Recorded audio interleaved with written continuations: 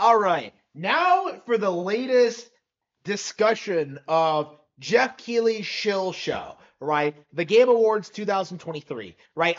Again, to reiterate, I will not be watching the show this year. I will not be covering it. I will probably like make fun of it and deride anybody who takes this show seriously because the show is done.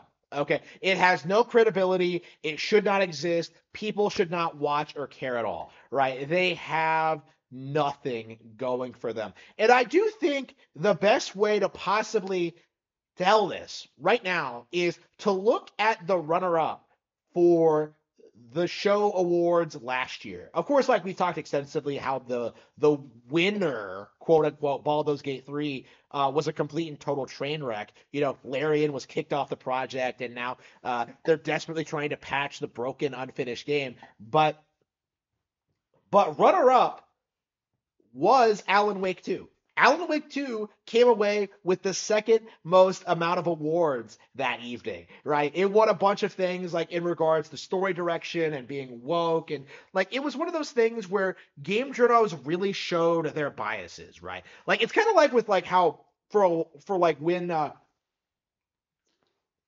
Life Was Strange was coming out, Lesbians Are Strange. When Lesbians Are Strange was coming out, people were like trying to tell you it was some dark, like deep, evocative story about a couple of carpet marchers on their like time traveling adventure, but really it was just like the most woke thing imaginable. If anything, like people are surprised that Square Enix has gone woke. Like look at them, look at what they did with like Life is Strange. Just look at how they pushed this garbage to the forefront for years with endless sequels, spin-offs, just endless just bullshit, just I hate seeing that series. But every time like it would come out, people would just go like, "Oh my, I love lesbians, man.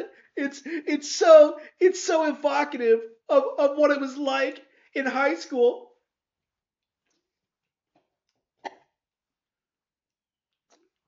Like people would like seriously try and push these games as some masterpiece.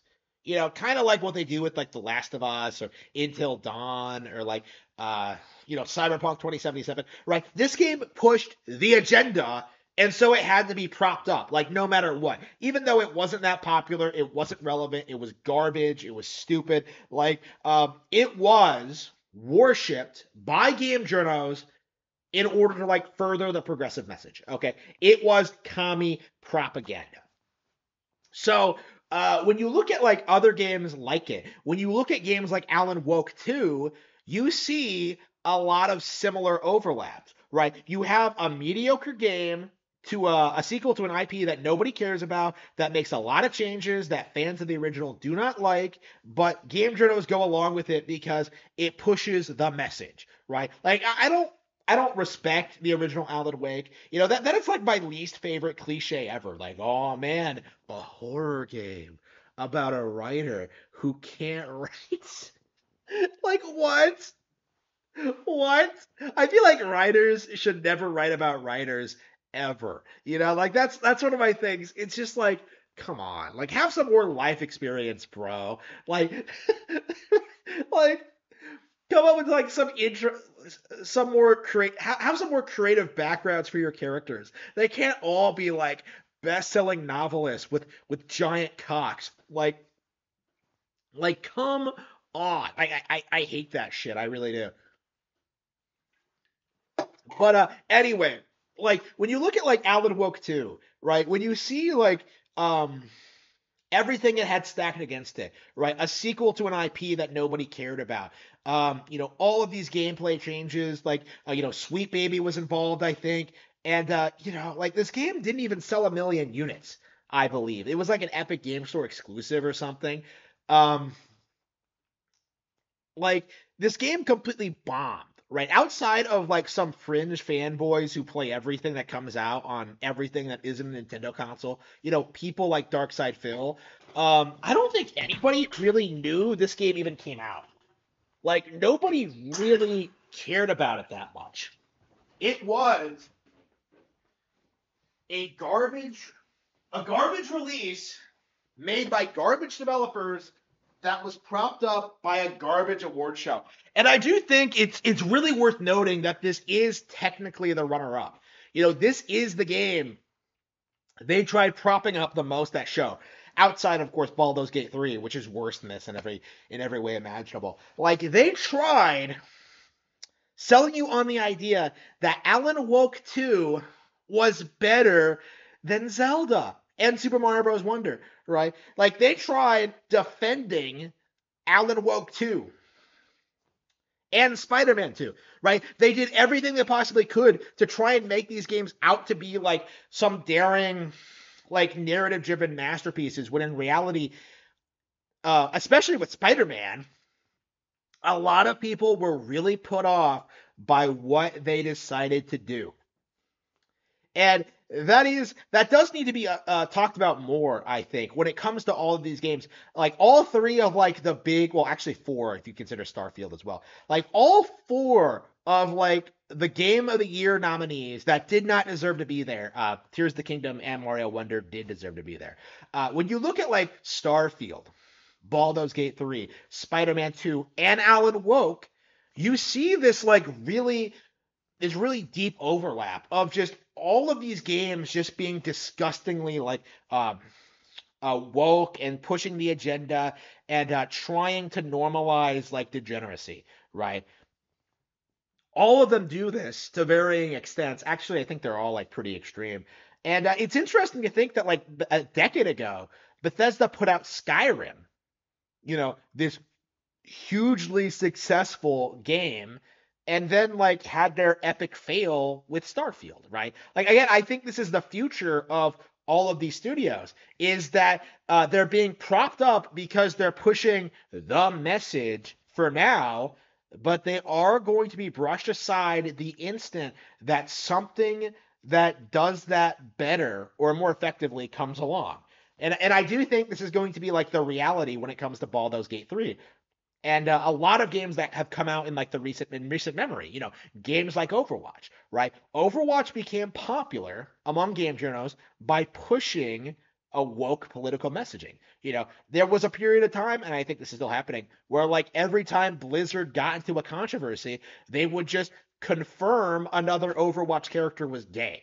It got to the point where like I made a parody article about it on the Hero 7, but like that was their damage control method for a long time. Was that like, oh, we're getting bad press because our game sucks? Let's just pretend Tracer is gay now. Even though we're owned by China, and in the Chinese version, she is completely and 100% straight. So the Chinese version is the canon one, but yeah, let's just pretend that she's a lesbian for this for those evil Westerners, right, to appeal to their sensibilities. Right? Like let's try to do that. It is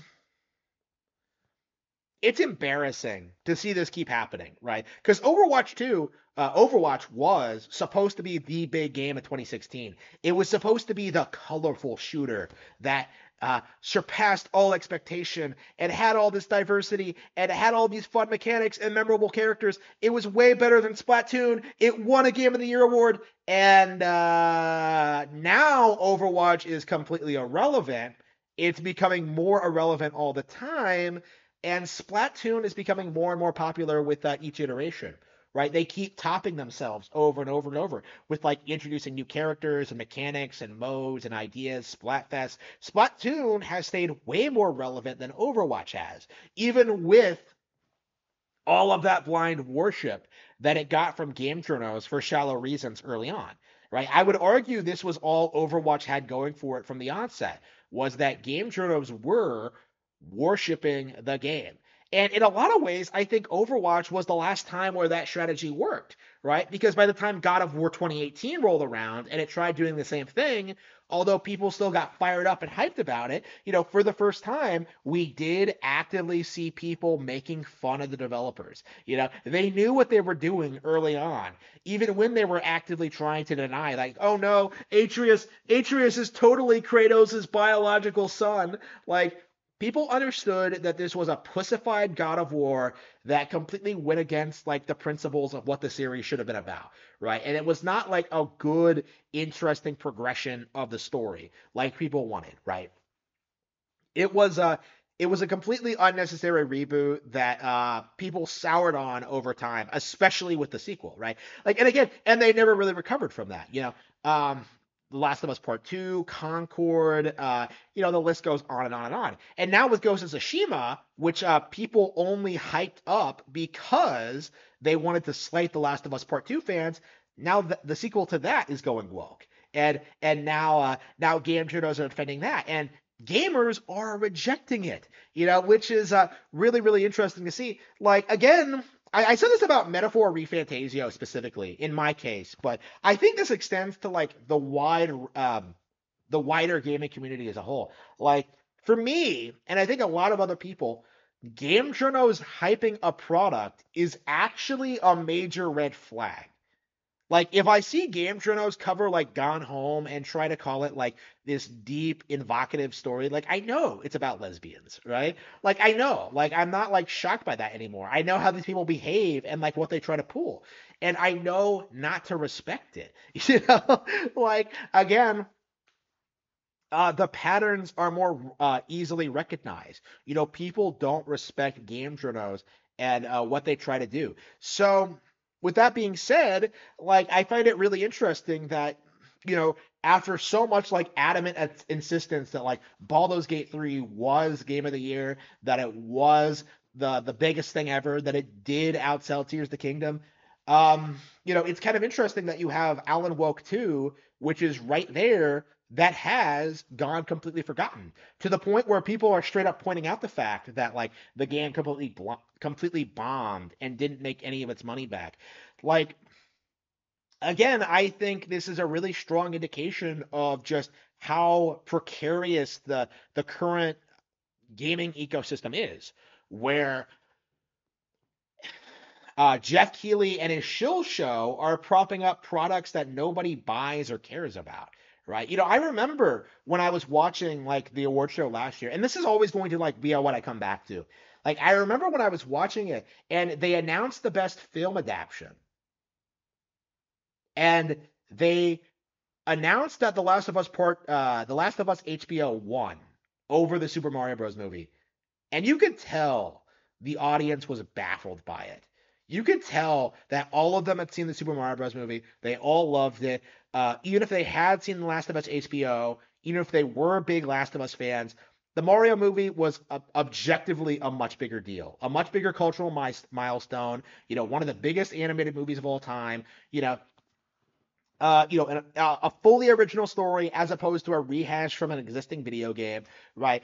Mario killed The Last of Us. It was so much more popular and so much more successful, so much more relevant, and you consistently see this like very stubborn refusal from the gaming media or the film industry at large to acknowledge it, right? Like, it's very apparent to me that the Mario movie far outperformed The Last of Us HBO in its numbers and just its reach and its branding, and yet you have this very, very stubborn refusal from critics to acknowledge it, and this is going to be a really interesting to see going forward, because I anticipate this is going to be a problem with future Nintendo films in general, is that they're going to continue doing big numbers, they're going to continue being hugely popular and successful, but if they don't cater to woke interests, right? If they're going up against like things that the industry wants to see do better, like, they are going to push back against it. And in a lot of ways, that's what happened to the games last year. This is why Mario Wonder and Tears of the Kingdom were buried in the Game Awards, was to try and prop up like mediocrity. But when you try and do that, all that happens is that people completely lose faith in your Game Awards show.